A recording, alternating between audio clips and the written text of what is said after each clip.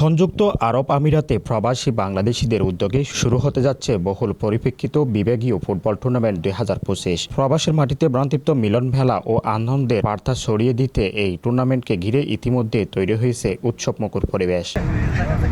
গত 22 সেপ্টেম্বর বুধবার রাতে আন্তর্জাতিক সিটি ড্রাগন মাঠে টুর্নামেন্ট উপলক্ষে প্রস্তুতি অনুশীলন অনুষ্ঠিত হয়। অংশগ্রহণকারী দলের প্রতিনিধিরা জানান, এই টুর্নামেন্ট শুধু একটি খেলা নয়, বরং প্রবাসী বাংলাদেশিদের ঐক্যবদ্ধ ও খেলাধুলার প্রতি ভালোবাসার প্রতীক।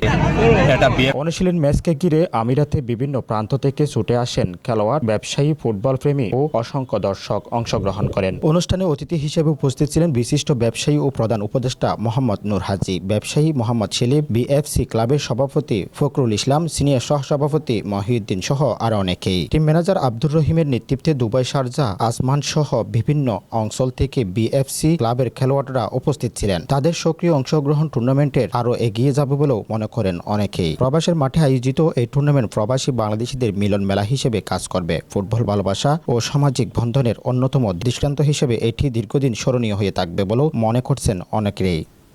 সংযুক্ত আরব আমিরাত থেকে মোহাম্মদ ওসমান চৌধুরী, সিটিজি চ্যানেল 9, চট্টগ্রাম।